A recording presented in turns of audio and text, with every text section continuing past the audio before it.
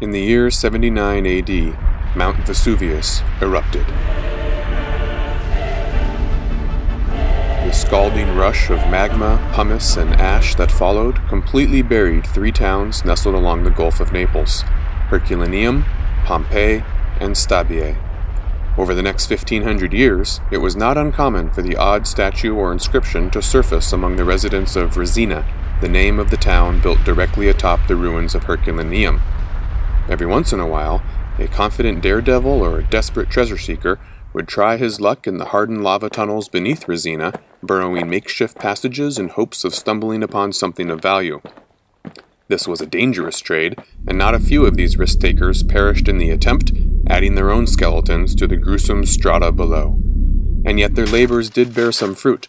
By the 16th century, one of the churches in Resina proudly displayed 4 bronze statues recovered from the depths below.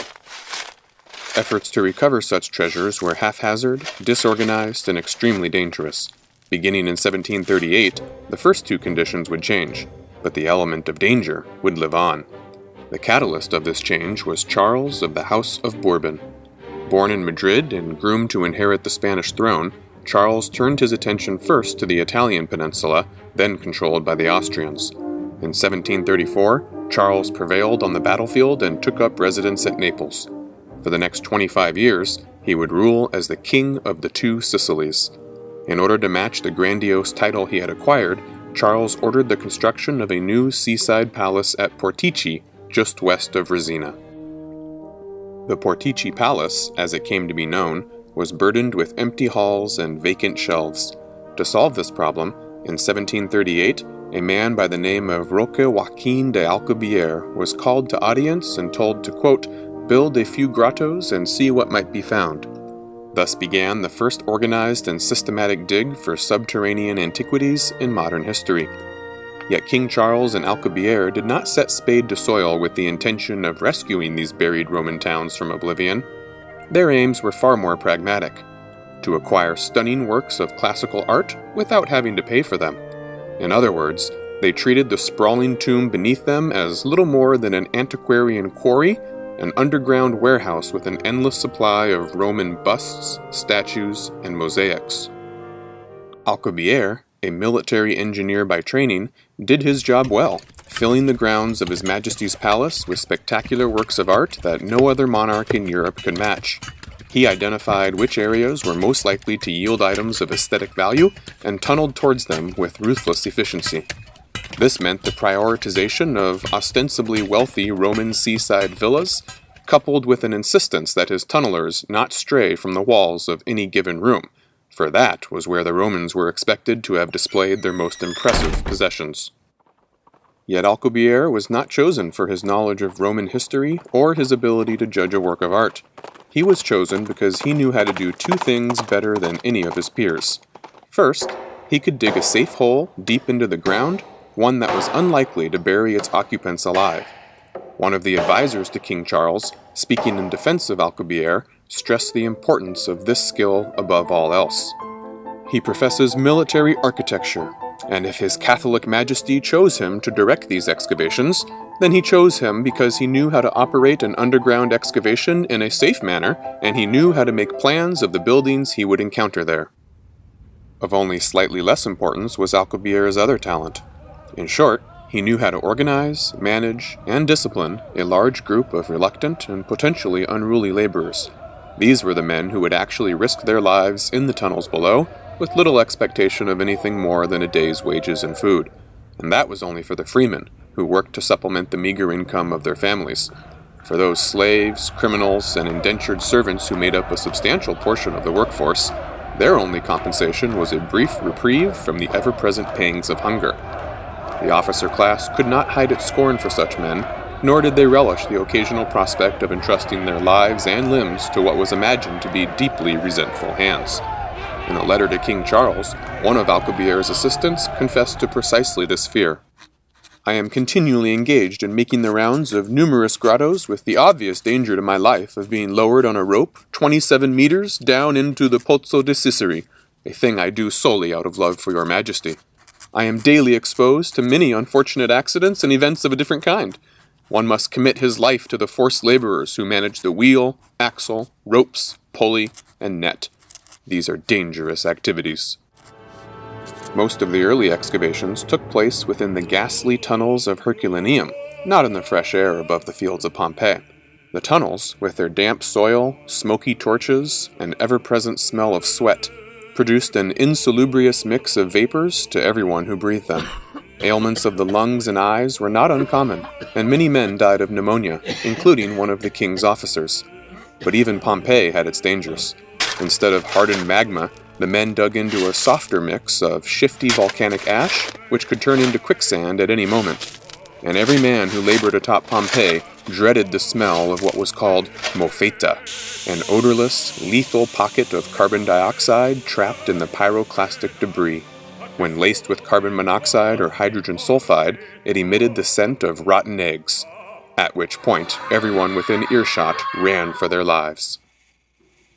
In the year 1750, 12 years after he had answered His Majesty's call to duty, Alcubierre decided that he had had enough. The man chosen to replace him, a Swiss-German military engineer by the name of Carl Jacob Weber, brought a thoroughly new approach to the site. Weber disapproved of the utilitarian and secretive means of excavation employed by his predecessors. So long as the king got his showcase treasures, scant regard had been paid to the state of the ancient towns themselves. Displaced soil was habitually tossed back into excavated rooms once the site had been cleared of any portable antiquities. Not that everything of value had been taken, however. Statues and murals deemed either too similar to one already in the king's possession or too difficult to remove to the Portici Palace were routinely defaced and even destroyed. And no one other than King Charles, his inner circle of nobles, and the workers were allowed anywhere near the sites. Pompeii was the private underground storehouse of one king alone, and this king felt absolutely no shame in restricting its precious associations with Roman glory to none but himself. The German art historian Johann Winkelmann complained bitterly about the jealously guarded state of the operations. Everything is guarded with such jealousy that one cannot measure the diameter of a single column even at the temple or forum in Pozzuoli. How much time I wasted at Portici trying to form a clear notion of the ruins. To Winkelmann, only one man at Pompeii merited any praise: Karl Weber. To this intelligent man are owed all the sensible arrangements made. The first of these was to draw up an exact plan of the underground galleries and the excavated buildings in all their dimensions. In fact, Weber went much further than merely drawing up detailed plans and blueprints of the site, for he was the first person who adopted what we would now regard as a scientific approach to archaeological excavation. In practice, this meant much more than simply exploiting the buried treasures of Pompeii and Herculaneum. It also meant the preservation of the ruins themselves to serve as a venue by which to educate a much broader audience beyond the closed ranks of the King of the Two Sicilies.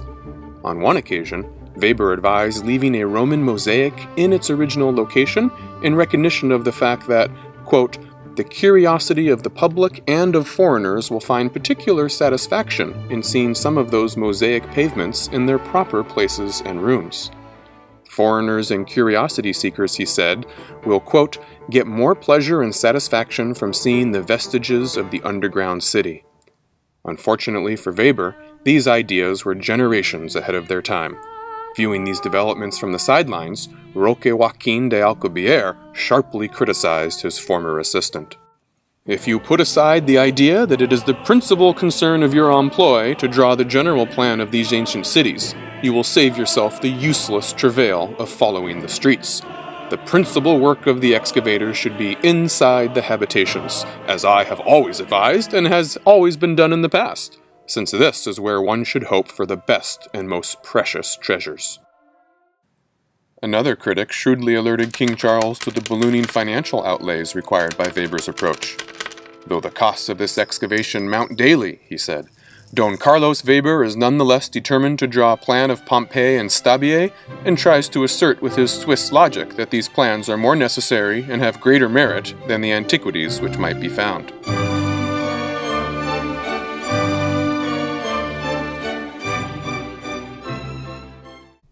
Weber would not live to see his dream realized. Racked by severe asthma and pneumonia contracted in the underground tunnels, he died in 1764, aged only 52. His blueprints of Pompeii and Herculaneum lay unpublished for another 33 years. And yet the Pompeii that tourists flock to today is one that aligns most closely with the vision of Weber, not Alcubierre or King Charles.